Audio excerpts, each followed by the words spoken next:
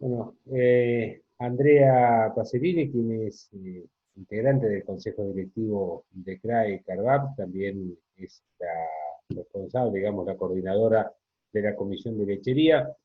Andrea, bueno, una situación que se está viviendo, algunos dicen, es como que el pasado vuelve a resurgir, teniendo en cuenta con todo esto que se está viviendo de la 125, que bueno, a través de las reuniones que ustedes van manteniendo, sé que ayer fue un día bastante movido, reuniones de distinta índole, contarnos, bueno, cuál es la situación que ustedes están viviendo, cuál es la situación que está viviendo el campo en este momento, por lo menos a través de las entidades en las cuales vos estás. Bueno, sí, desde el lunes a la tarde, cuando sorpresivamente el presidente anunció que intervenían y mandaban una ley de expropiación de Vicentín, eh, sí, la verdad es que el tema del pasado no ayuda, pero por otro lado aprendimos, ¿no? Ayer tuvimos reunión de consejo directivo de CRA a la tarde temprano. Eh, no sé si ustedes vieron, pero tanto Carvap como CRA, el lunes a la noche, entre el lunes a la noche y el martes, sacaron sendos comunicados eh, repudiando. Acá hay varias cuestiones que repudiar. Primero y principal, el, la intervención tal como se dio mediante un decreto de necesidad y urgencia, eh, en principio su legalidad está viciada, porque no sé si ustedes saben que a partir de fin de febrero intervino cuando Vicentín se declara en estrés financiero. Y bueno, finalmente entra en concurso de acreedores, interviene la justicia, como sucede en cualquier otro caso donde hay un proceso judicial, eh, porque además hay que cuidar a los acreedores, y en esos acreedores que quedaron sin cobrar, había muchos cientos de productores a quien la empresa les quedó debiendo casi 450 millones de dólares. Por eso hay que dejar muy claro que acá nadie defiende, porque cuando, cuando pasó esto, muchos quisieron empezar a embarrar la cancha diciendo, ustedes defienden a los defraudadores, empresarios que estafaron a cientos de productores. No, acá nadie defiende, de hecho, la justicia tiene que actuar y tiene que determinar si hubo ilícitos y hacer con los responsables lo que tenga que hacer. Acá lo que defendemos es la propiedad privada, acá lo que defendemos es la independencia de los poderes, lo que defendemos es el federalismo, porque ahí también, en la intervención del gobierno nacional, también se avasalla al Poder Ejecutivo Provincial de Santa Fe, que eventualmente podría haber tenido, con el aval de la justicia, alguna potestad de intervenir si hubiera sido el caso. Entonces, se avasallan muchas cosas juntas. Eh, Ahora, bueno, lo último que pasó ayer es que el gobierno ha retrocedido rápidamente por muchos motivos, porque legalmente no se sostiene lo que hicieron, eh, porque el pueblo de Reconquista y de Avellaneda espontáneamente se levantó contra cuando llegó la gente de la intervención ahí a Reconquista, incluso montaron una carpa. O sea, hay muchos elementos, tanto legales como políticos, como sociales y económicos, pero fundamentalmente institucionales para que esto retroceda. Acá la idea es que no se llegue a debatir ninguna ley de expropiación, porque lo que está viciado de nulidad es la misma intervención que pretende hacer, que de hecho hizo el gobierno nacional. Bueno, hoy el presidente aparentemente se reuniría con el titular de Vicentín, en fin.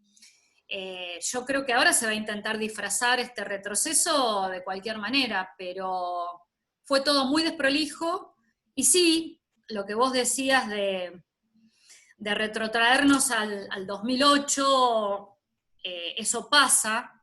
La verdad es que hubo muchas cuestiones en las últimas semanas, y desde poco después de asumir el gobierno, con el tema de ese fin de semana de la suba de retenciones, hubo muchas situaciones que nos hicieron pensar que no aprendieron nada. Yo sí creo que nosotros aprendimos bastante.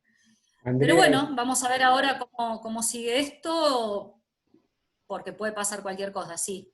yo creo que por ahí la frase o la palabra que más generó, o la que más ruido hizo, fue la de expropiación, más allá de la intervención, porque creo que la gente sabía que estaba intervenida a través de lo que es la parte judicial, y por ahí una intervención de forma conjunta, que no invade ningún tipo de poder, a lo mejor no sé si hubiese caído del todo mal, pero creo que cuando se empezó a hablar de la expropiación, creo que ahí fue la alarma principal, porque previo a esto hay que destacar que por parte de algunos legisladores del oficialismo estaban hablando incluso de cuestiones similares, y muchos lo relacionan, decir, bueno, es la punta del iceberg, es el puntapié inicial de lo que se puede llegar a venir.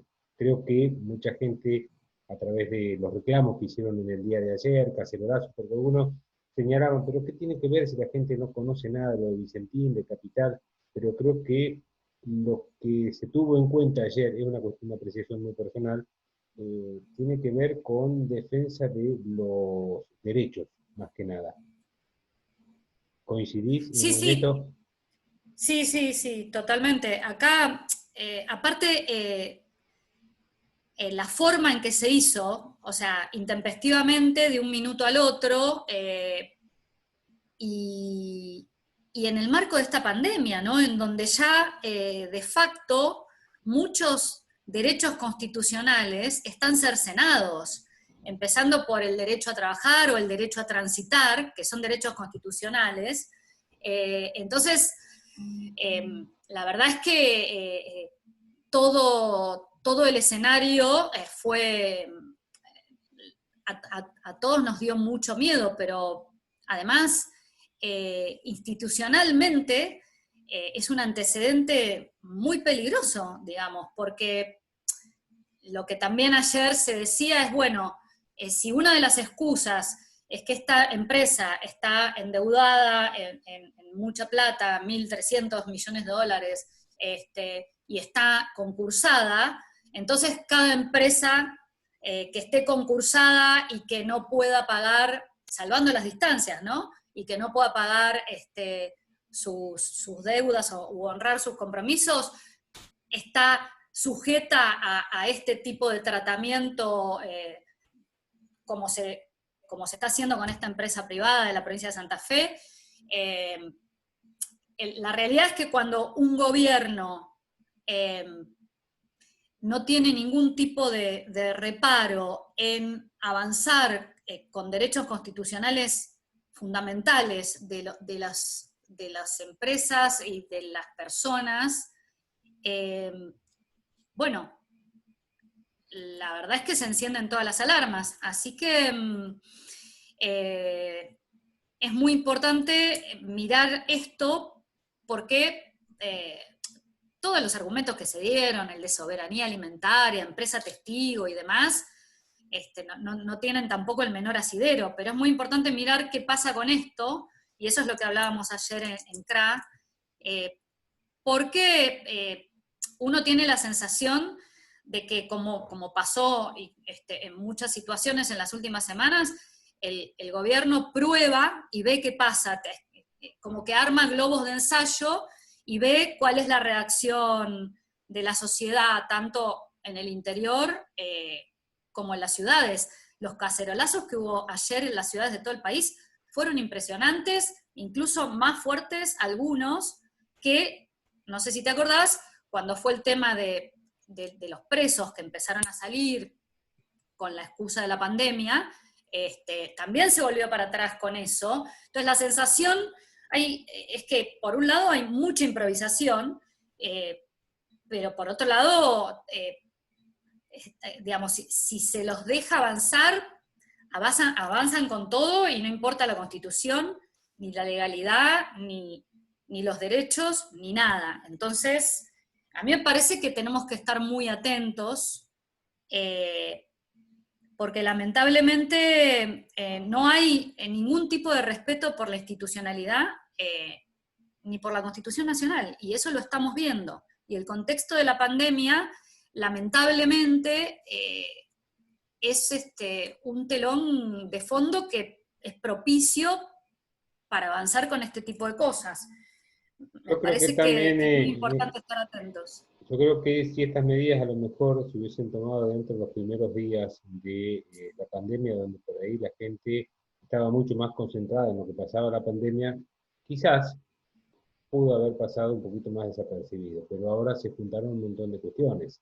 Una pandemia muy extendida, con aciertos, errores, cada cual tendrá su opinión de lo que pasa al respecto, pero donde la gente empieza a notar o ver un montón de cuestiones.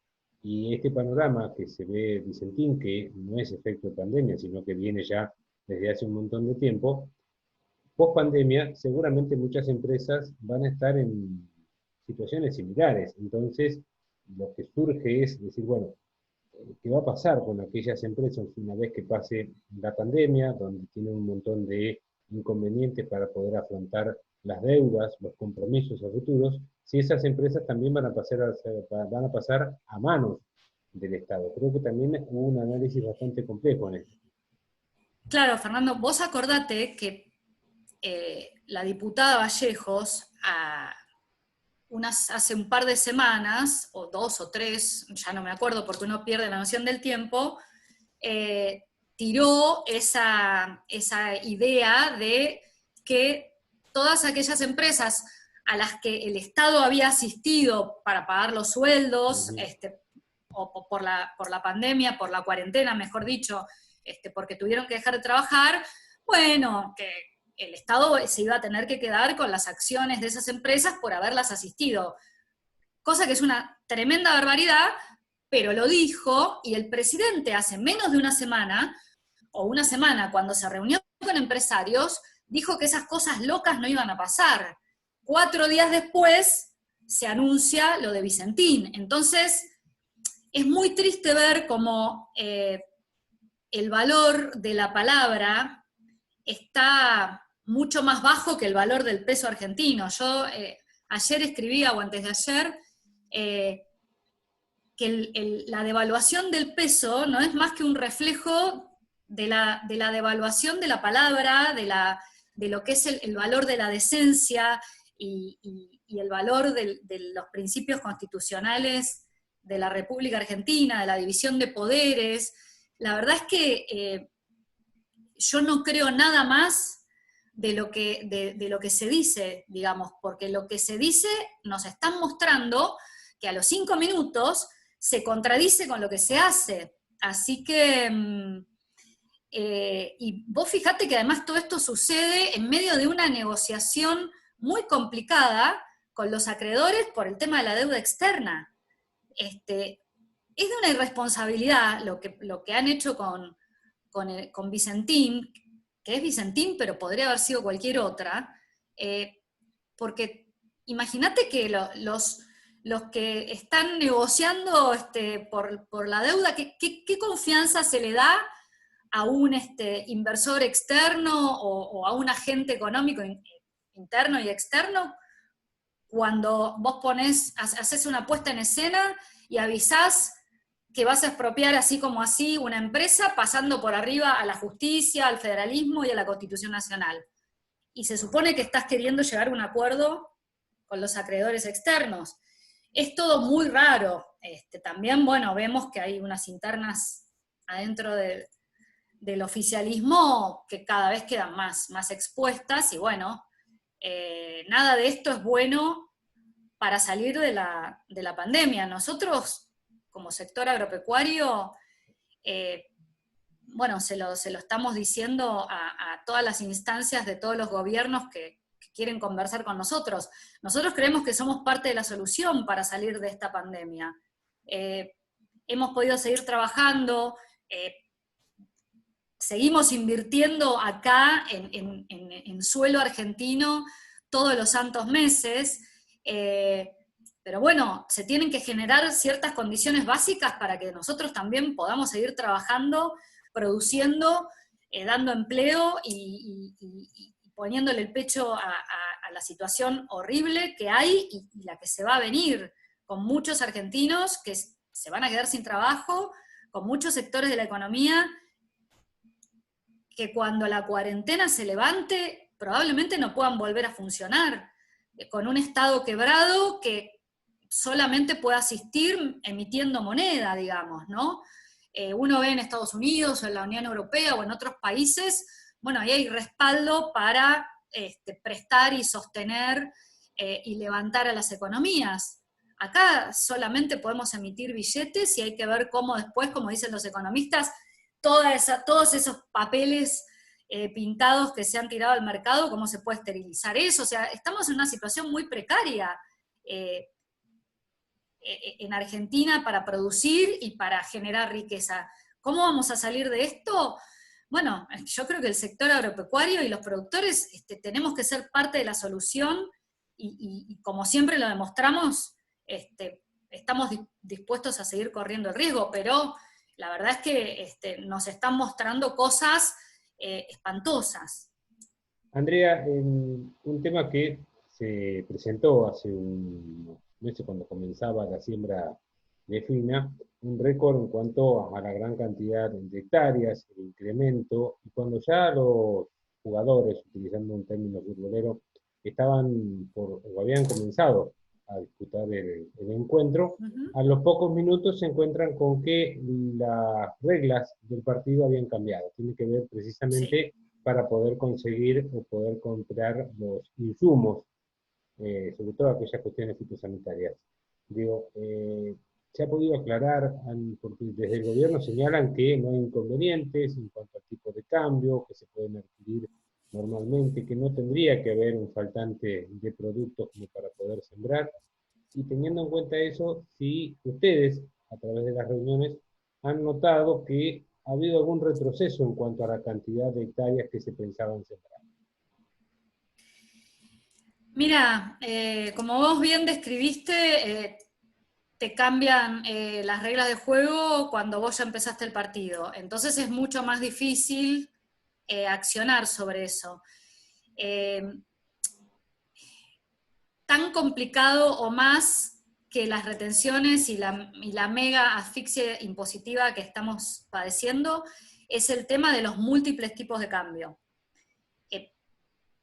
Todos los que son agricultores lo saben mejor que los que hacemos leche o los que hacemos carne, pero la realidad es que vos vendés soja, por ejemplo, a $1 de menos de 50 pesos, de 40 y pico de pesos,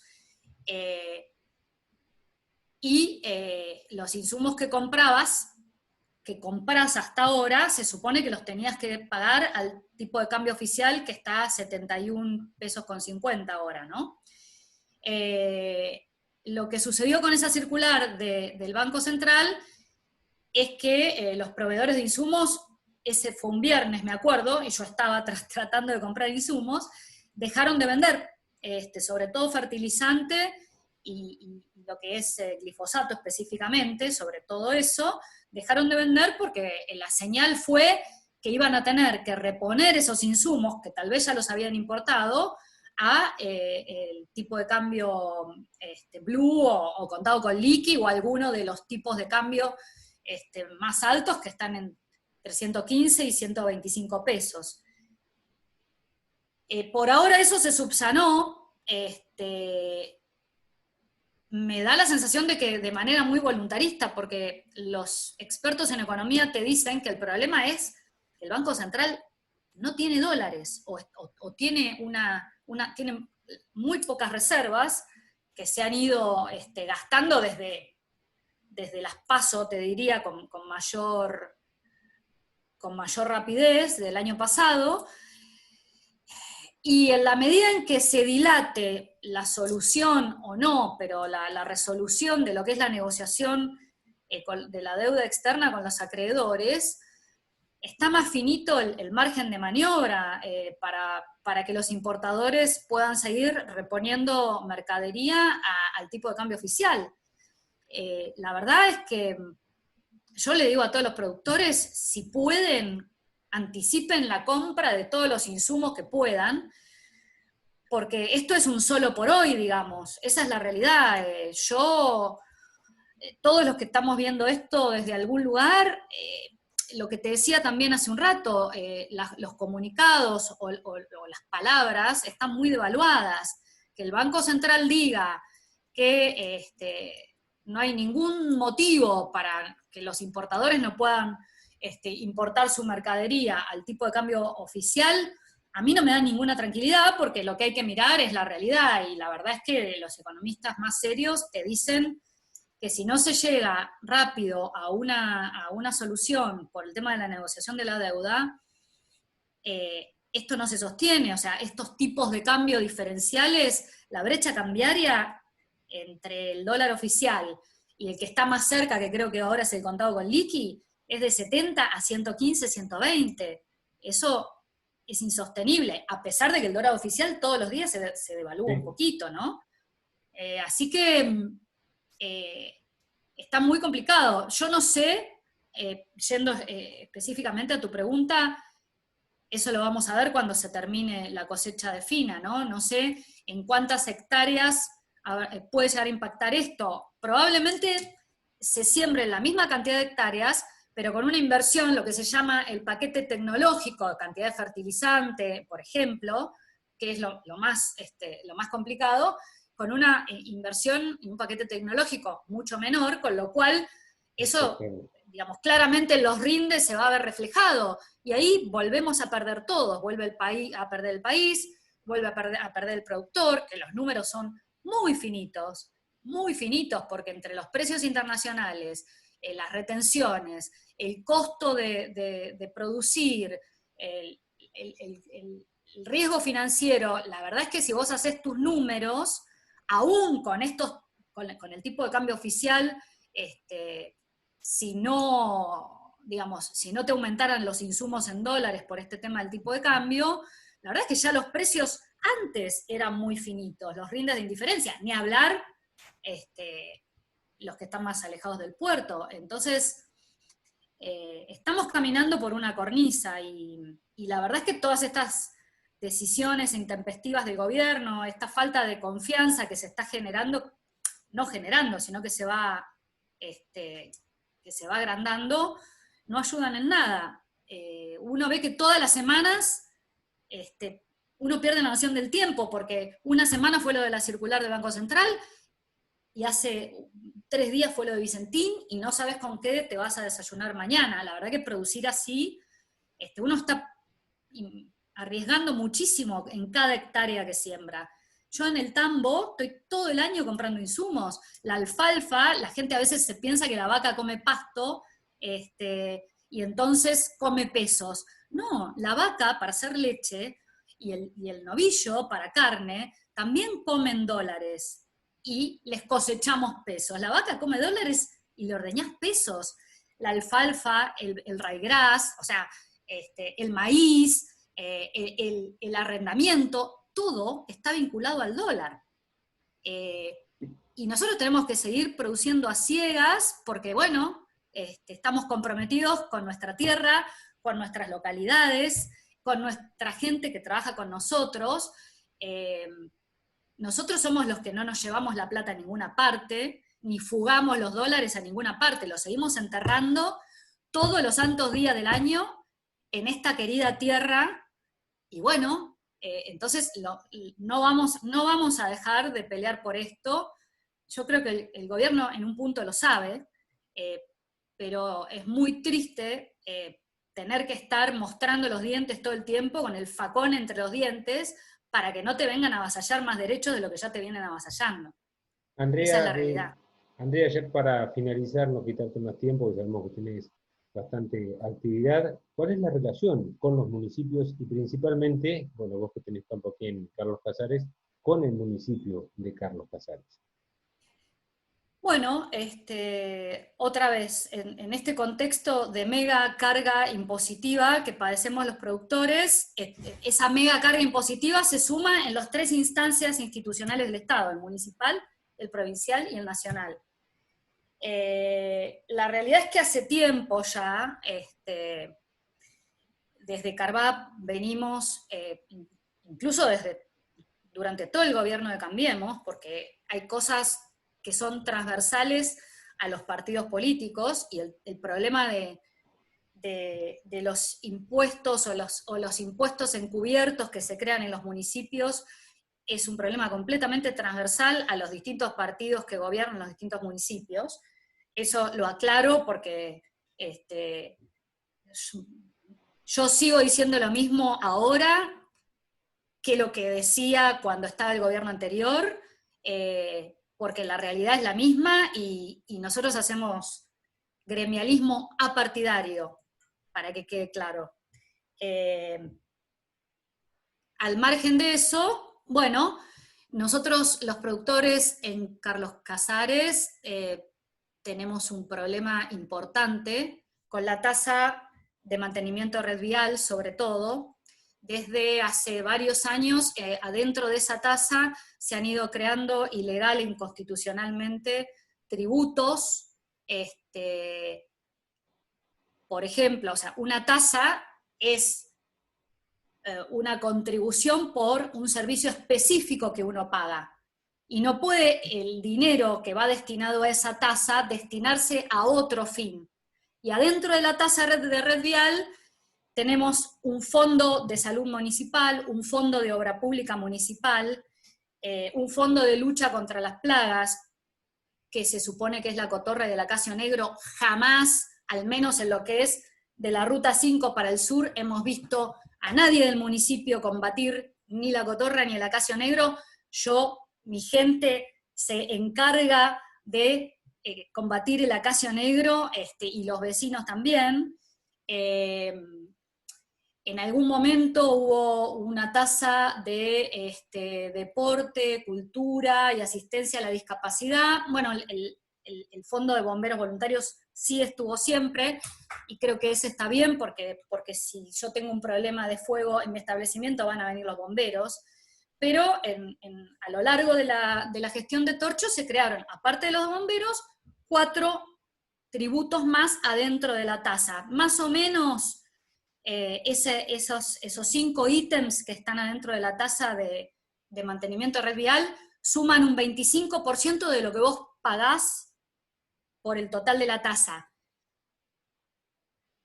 Aparte, tenemos que hablar de si el resto del dinero se destina realmente a mantener los caminos vecinales. Salvo el camino real que de la Ruta 5 para el lado de Ordoqui es donde yo transito, no me consta para el otro lado. La verdad es que los vecinos nos tenemos que arreglar en general los caminos vecinales, y creo que a principio de este año o a fin del año pasado, parte de la comisión directiva de la Rural de Casares se reunió con el intendente, y la verdad que los números del presupuesto 2020 que nos mostraron fueron bastante dramáticos, de 100 millones de pesos. Después ellos lo desmintieron, pero la verdad es que eso es lo que dice la ordenanza de presupuesto 2020, de 100 millones de pesos, ya sacando toda esa plata que está explícitamente dentro de la tasa vial destinada a otros fines. Quedaban en el presupuesto, decía que había 100 millones de pesos para lo que es servicios rurales, que básicamente es mantenimiento de caminos, y estaba, digamos, previsto erogar efectivamente para eso menos de 17 millones de pesos. El mismo intendente reconoció que estaba un poco desprolijo eso. Así que, en mi caso particular, yo hace 1 año y medio, 2 años, ya no me acuerdo cuánto, inicié 3 demandas al municipio por inconstitucionalidad de tributos que me viene cobrando. Además de lo que te mencioné de la tasa vial, a poco de asumir María Eugenia Vidal, en 2016, el municipio intentó querer cobrarme una tasa de higiene y seguridad municipal. Yo estoy a 30 kilómetros de la Ruta 5 para el sur, tengo un tambo y nadie me viene a dar ni seguridad ni higiene, digamos. Es una tasa típicamente urbana, pero que a partir de 2016 se tiraron el lance, si pasaba, pasaba, de cobrárnoslo también a los productores, al menos a mí. Y después el tercer, por supuesto que cuando me intimaron a pagar eso, yo mandé una carta documento y dije, y planteé la ilegalidad y la inconstitucionalidad también de esa tasa, donde no hay, porque yo no tengo ningún tipo de contraprestación de higiene. Y después, en último lugar, también hasta hace un año y medio, a través de la boleta de DEN, el municipio me cobraba una tasa de iluminación municipal por ordeñar en el medio del campo, ¿no? Esa tasa de iluminación municipal era el 14% de lo que yo pagaba en concepto de luz trifásica, porque yo soy una gran consumidora de energía, el tambo consume mucha energía. Bueno, también planteé que eso era ilegal. Imagínate, tasa de iluminación municipal, o sea, no hay que explicar nada más. Y entonces, y también le dije a EDEN que la iba a demandar porque EDEN era la agente de recaudación de esa plata, y estaba mal. Y el municipio, por presión de EDEN, me saca esa tasa. O sea, está reconociendo que me la estaba cobrando mal. Entonces yo por medio de otro juicio, le estoy diciendo que me devuelva toda la que me cobró mal desde que yo tengo la luz en 2003-2004. ¿Se entiende que esto es una locura? Bueno, vamos a ver lo que va diciendo la justicia. Es lenta, pero bueno, en algún momento, como digo yo, yo estoy convencida de que la legalidad y la constitucionalidad está de mi lado, y en algún momento, si no lo cobro yo, lo cobrará mi hijo. Pero me parece que en algún momento hay que cansarse, decir basta, y espero que muchos otros productores también se sumen, porque no podemos seguir avalando estas barbaridades. Todo esto es inconstitucional. O sea, las tasas, los tributos, no da todo lo mismo. Y bueno, de alguna manera hay que decir basta, porque ahora con esta pandemia están surgiendo en algunos municipios como el de Castelli, impuestos o tasas extraordinarias que nos quieren cobrar a los productores por la emergencia sanitaria. Y el fondo de salud municipal que me cobran por la tasa vial, ¿dónde fue a parar, digamos, no? Así que bueno, perdón por lo extenso, pero es que hay muchas cosas que cambiar. Andrea, te agradecemos muchísimo estos minutos. Sabemos, como te decíamos anteriormente, son días bastante complejos, mucha actividad. No será la única vez que te estaremos molestando, porque lamentablemente todos los días van surgiendo cosas nuevas, ¿eh? Fernando, es un gusto, yo estoy a disposición, y es muy importante siempre, pero más en este momento, explicar qué pasa, por qué hacemos lo que hacemos, por qué sacamos los comunicados que sacamos, porque el interior no puede seguir siendo vapuleado. Acá hay un tema de federalismo que no se está respetando también, y la verdad es que lo que está pasando en los grandes conurbanos, todas estas cosas muy tristes que estamos viendo, tiene que ver con que se expulsa a la gente de la vida rural. Por estos impuestos y estas cosas que yo te digo no son entelequias. Esto hace que las actividades cesen, que el interior se quede cada vez más despoblado, y que la ruralidad, la vida rural, esté cada vez más desprotegida. Y tenemos que pelear por eso. Así que muchas gracias. Gracias, Andrea. Gracias a vos.